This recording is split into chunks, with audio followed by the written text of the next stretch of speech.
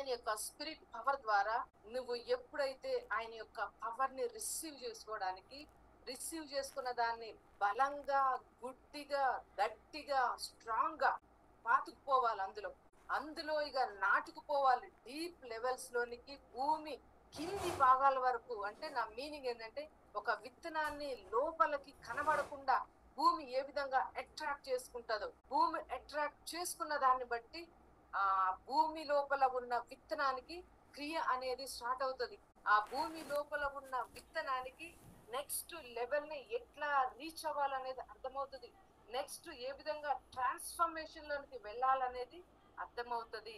అందుకోసమనే న్యాచురల్ గా వెళ్ళినటువంటి సీడ్ ఏం జరుగుతుందండి లోపల ఎవరికి అర్థం కాదు. న్యాచురల్ గా పెట్టిన నీ చేతులతోటి పెట్టినటువంటి సీడు అది భూమి లోపలికి వెళ్ళగానే దేవుని యొక్క క్రియేషన్ తోటి కనెక్ట్ అయిపోతుంది.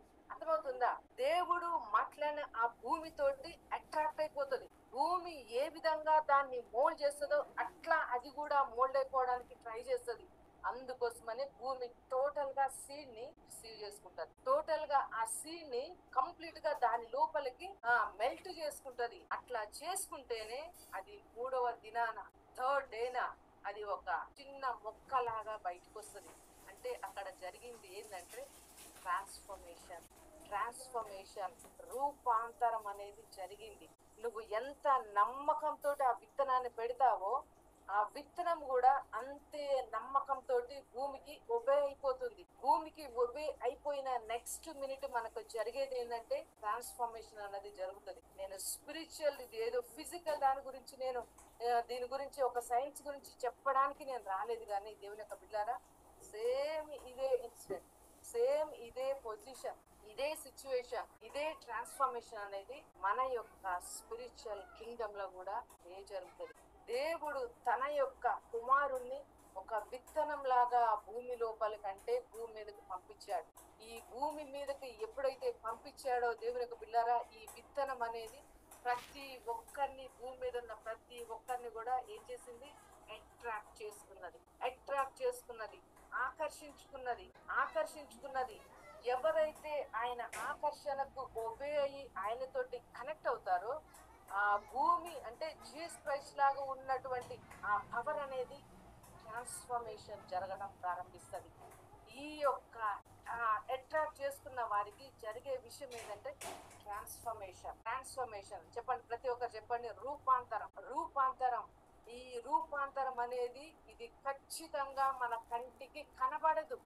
విత్తనానికి మనము దాన్ని చూడలేము, దాని రూపాంతరాన్ని మనం చూడలేము. సేమ్ నేను అదే పద్ధతిని ఇప్పుడు ఆత్మీయ ప్రపంచంలోనికి నేను కోట్ చేస్తున్నా. నా మాటలు జాగ్రత్తగా వినండి. ఇప్పుడు ఎక్కడి నుంచి వింటున్నా ఈ వర్డ్స్ అనేవి నీ యొక్క లోపల ఒక పవర్ఫుల్ ట్రాన్స్ఫర్మేషన్ ని, పవర్ఫుల్ రూపాంతరాన్ని క్రియేట్ చేసేటట్లు దేవుని యొక్క శక్తితోటి నేను మాట్లాడుతున్నా. యేసు నామములో నేను నీ లోపల మాట్లాడుతున్నా. ట్రాన్స్ఫర్మేషన్ అన్నది ఎవరికి ఏమవుతుంది? ఎవరికి కనబడదు. రూపాంతరం అనేది ఎవరికి కనబడదు. ఇది నేను దీన్నే మళ్ళీ తర్వాత కంటిన్యూ చేస్తా. ఈ రూపాంతరం అనేది ఎవరికి కనిపించదు. కానీ గుర్తుపెట్టుకోండి, ఇది కనిపించదు కాబట్టే బలమైనది, కనిపించదు కాబట్టే ట్రూత్ అండ్ వండర్ఫుల్, కనబడదు కాబట్టే దీని మీదనే నీ యొక్క నమ్మికను ఉంచాలి. ఏదైతే నీకు కనబడట్లేదో దాని మీదనే నీ యొక్క లక్ష్యం ఉంచాలి. నువ్వు లక్ష్య పెట్టాలి, దాన్ని నువ్వు ఫోకస్ చేయాలి. అప్పుడే నువ్వు నెక్స్ట్ లెవెల్ కి ట్రాన్స్ఫార్మ్ అయిపోతావు. నెక్స్ట్ పొజిషన్ కి నువ్వు ట్రాన్స్ఫార్మ్ అయిపోతావు. జీసస్ క్రైస్ట్ లోనికి ఎంతమంది అయితే అట్రాక్ట్ అయ్యారో గుర్తుపెట్టుకోండి. యేసుక్రీస్తులోనికి ఎంతమంది అయితే అట్రాక్ట్ అయ్యారో యేసుక్రీస్తులో ఉన్న పవర్ అంతా కూడా వాళ్ళకి ఇచ్చేసాడు దేవుడు. రైట్? అది ఎక్కడైనా పార్షియాలిటీ ఉన్నదా దేవుని దగ్గర? లేదు. ఎందుకోసమంటే ఆయన వచ్చిందే ఆయన పవర్ అంతటిని కూడా ప్రతి ఒక్కరికి ఇవ్వడానికి.